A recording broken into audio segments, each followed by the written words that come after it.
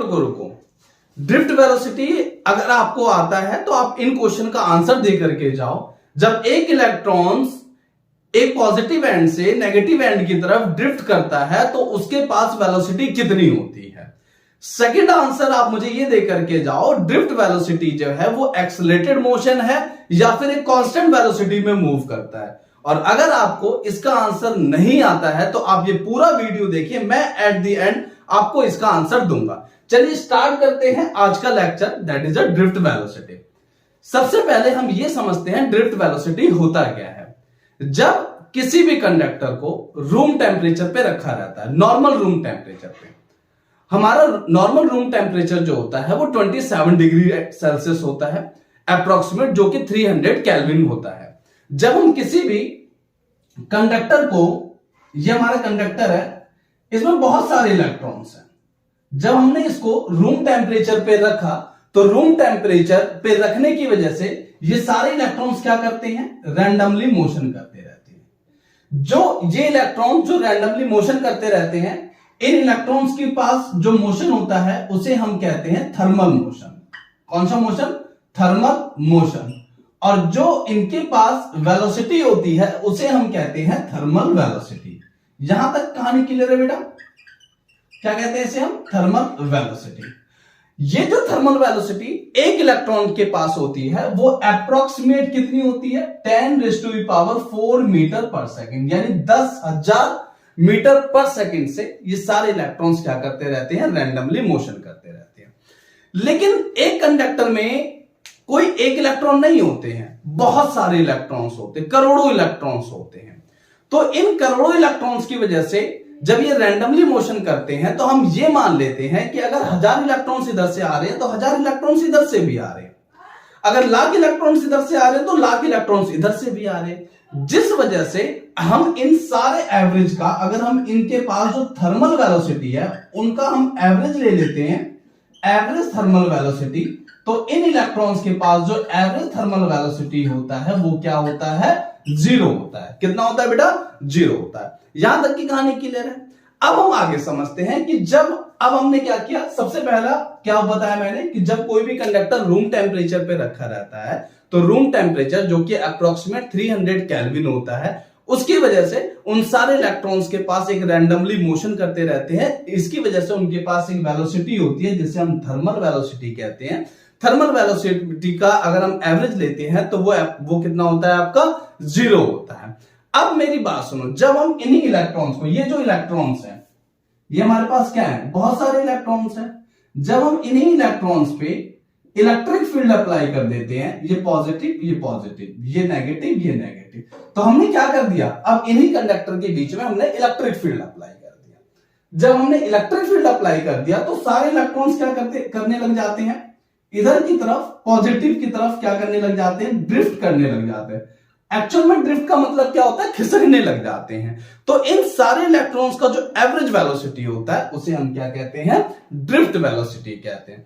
आपको पता होगा, क्या पता होगा कि जब अगर हमारे पास ये इलेक्ट्रिक फील्ड है और इलेक्ट्रिक फील्ड के बीच में अगर बहुत सारे, अगर कोई चार्ज रखा रहता है तो उस चार्ज पे लगने वाला जो फोर्स होता है वो कितना होता है? F = Q × का E होता है।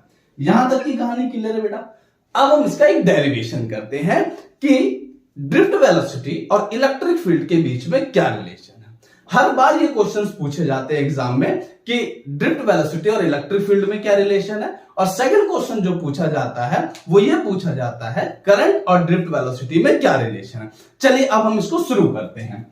अब इसकी डेरिवेशन देखो। सबसे पहले हमें पता है, क्या पता है? जो हमारे पास इस पे जो फोर्स लगा है F = क्या लगा बेटा? Q × का E लगा है।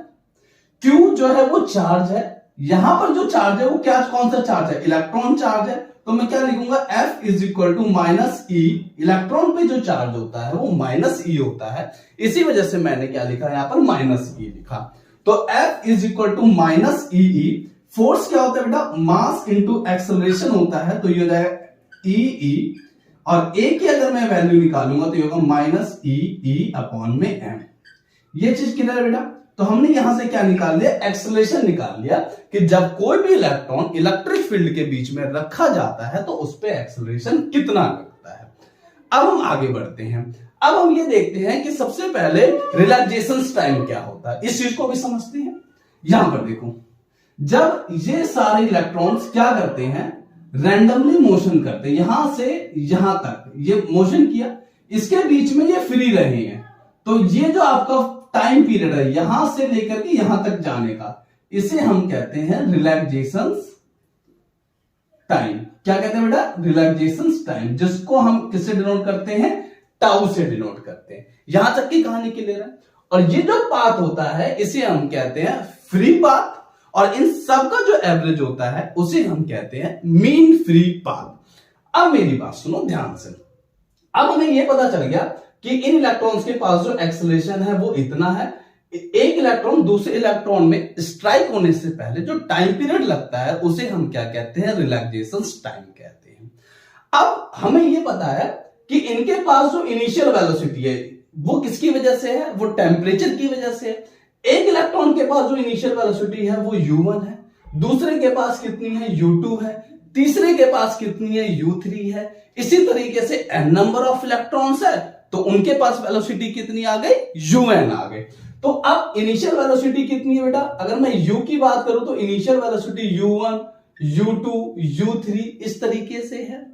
अगर इसके अब मेरे को निकालना है कि इसकी फाइनल वेलोसिटी कितनी होगी, क्यों, क्योंकि ड्रिफ्ट वेलोसिटी जो होता है वो क्या होता है, एवरेज ऑफ ऑल वेलोसिटी।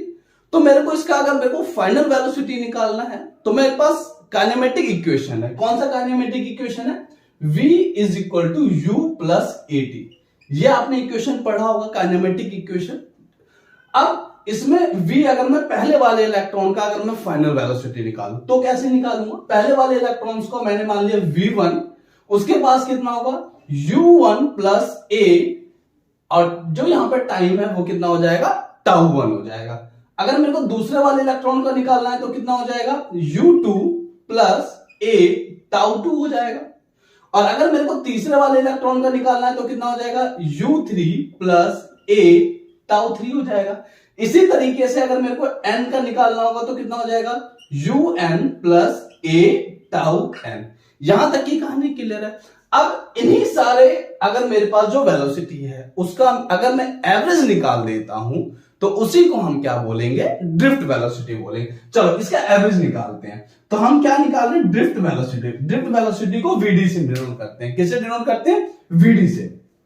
तो vd is equal to v1 प्लस v2 plus v3 plus dot dot dot plus vn upon में क्या हो जाएगा बेटा, n हो गया मेरे पास। v1 कितना है मेरे पास, ध्यान से देखेंगे, v1 है मेरे पास u1 प्लस a τ1, v2 कितना है मेरे पास u2 प्लस a τ2। इसी तरीके से ये कितना है मेरे पास un प्लस a τ1, यही हमारे पास। अपॉन में मैं क्या कर दूंगा, n कर दूंगा, यही कर दिया मैंने।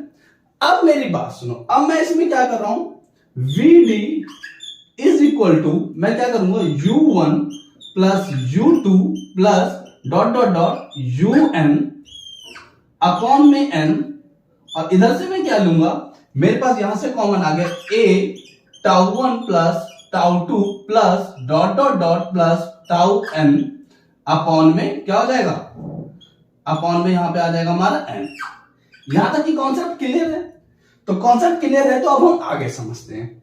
अब मैंने आपको बताया कि एवरेज थर्मल वेलोसिटी जो होता है वो 0 होता है। तो इसका मतलब क्या है, इसका मतलब यही है, बहुत सिंपल है, u1 plus u2 plus dot dot dot plus un upon में n की वैल्यू कितनी है, 0 है।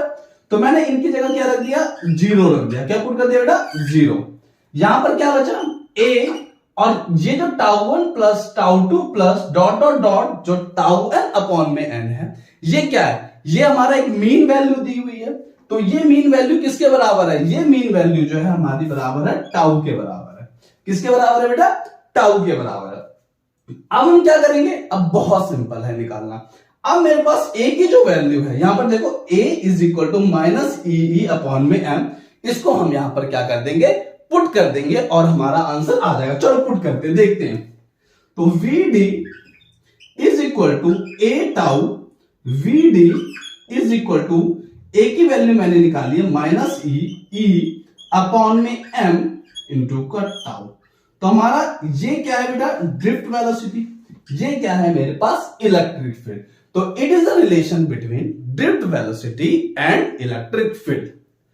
हमारा क्वेश्चन ये था स्टार्टिंग में कि जो ड्रिफ्ट वेलोसिटी होता है क्या वो एक्सेलरेटेड मोशन है या फिर वो एक कांस्टेंट मोशन में आपका मूव करता रहता है। एक्चुअल में बच्चे क्या करते हैं, कई बार कंपटीशन में ये क्वेश्चन पूछा गया है, हमें क्या लगता है, हमें ये लगता है कि हमने एक्सेलरेशन से स्टार्ट किया है अपना, इसी वजह से ये एक्सेलरेटेड मोशन है। हम अपने फॉर्मूले से देखते हैं क्या ये एक्सेलरेटेड मोशन है या फिर नहीं है। अब मेरी बात सुनो, ड्रिफ्ट वेलोसिटी की डिपेंडेंसी किस किस पे है। पहली डिपेंडेंसी चार्ज ऑन इलेक्ट्रॉन जो कि कांस्टेंट है। इलेक्ट्रिक फील्ड, एक पर्टिकुलर अगर हमने इलेक्ट्रिक फील्ड अप्लाई किया है तो ये भी कांस्टेंट है। एम क्या है, मास ऑफ इलेक्ट्रॉन, कांस्टेंट है। टाउ क्या है, रिलैक्सेशन टाइम, ये भी एक पर्टिकुलर टेम्परेचर पे कांस्टेंट है। जब ये सारी चीजें कांस्टेंट है तो कैसे ड्रिफ्ट वेलोसिटी एक्सेलरेटेड मोशन हो सकती है। तो सबसे पहली बात, ड्रिफ्ट वेलोसिटी जो है वो एक एक्सेलरेटेड मोशन नहीं है, वो कैसा मोशन है, कांस्टेंट वे में मोशन करता रहता है। सेकंड क्वेश्चन मैंने आपसे पूछा था कि एक इलेक्ट्रॉन के पास जो थर्मल वेलोसिटी होती है वो अप्रोक्सीमेट कितनी थी, 10⁴ मीटर पर सेकंड, यही थी बेटा। लेकिन क्या आप मुझे बता सकते हैं कि जब ये इलेक्ट्रॉन सारे ड्रिफ्ट करते हैं तो उनके एक इलेक्ट्रॉन्स के पास वेलोसिटी कितनी होती है, यही मैंने पूछा था आपसे स्टार्टिंग में। चलिए इसका आंसर भी अब हम जानते हैं। अब मेरी बात सुनो ध्यान से, देखते हैं इसको। ये मेरे पास क्या था बेटा, ये मेरे पास एक कंडक्टर था। हमने क्या किया था, यहां पर ये पॉजिटिव था, जहां पर क्या था, ये नेगेटिव एंड था, यही था। ये इलेक्ट्रॉन्स, सारे इलेक्ट्रॉन्स क्या कर रहे थे, ये इलेक्ट्रॉन्स रैंडमली मोशन कर रहे थे, ये इलेक्ट्रॉन्स इधर रैंडमली मोशन कर रहा था, ये इलेक्ट्रॉन्स इधर रैंडमली मोशन कर रहे थे। जब हमने इस पे इलेक्ट्रिक फील्ड अप्लाई किया तो ये इलेक्ट्रॉन इधर की तरफ आ गया, ये इलेक्ट्रॉन इधर की तरफ आ गया, ये इलेक्ट्रॉन इधर की तरफ आ गया। तो ये सारे इलेक्ट्रॉन्स क्या हो गए, एक ही डायरेक्शन में मूव करने लग गए। ऐसा ही तो हो रहा है, देखो चेक करो, सारे इलेक्ट्रॉन्स क्या हो रहे हैं, एक पर्टिकुलर डायरेक्शन में मूव करने लग गए। तो यहां पर जो ड्रिफ्ट वेलोसिटी होती है एक इलेक्ट्रॉन के पास अप्रोक्सीमेट बहुत कम होती है, दैट इज 1 मिलीमीटर पर सेकेंड। कितनी होती है बेटा, 1 मिलीमीटर पर सेकेंड। जबकि थर्मल वेलोसिटी जो होती है वो 10⁴ मीटर पर सेकेंड होती है। इसके 10⁴ मीटर पर सेकेंड होने के बावजूद भी इसकी वेलोसिटी इफेक्टिव नहीं है। क्यों नहीं है इसकी वेलोसिटी इफेक्टिव, इसके पीछे का रीजन ये है कि अगर 10 लाख इलेक्ट्रॉन भी इधर की तरफ से आ रहे हैं और 10 लाख इलेक्ट्रॉन भी इधर से आ रहे हैं तो उनका कोई इफेक्ट ही नहीं है। लेकिन ये अगर एक इलेक्ट्रॉन नहीं, करोड़ों इलेक्ट्रॉन एक पर्टिकुलर डायरेक्शन में मूव कर रहे हैं, किस डायरेक्शन में मूव कर रहे हैं, पर्टिकुलर डायरेक्शन में मूव कर रहे हैं, और वो भी किस वेलोसिटी से मूव कर रहे हैं, 1 मिलीमीटर पर सेकेंड से कर रहे हैं। तो इसी वजह से इसका इफेक्ट क्या हो जाता है, बहुत ज्यादा हो जाता है। तो आई होप आपको ड्रिफ्ट वेलोसिटी और इलेक्ट्रिक फील्ड के बीच में रिलेशन समझ में आ गया होगा।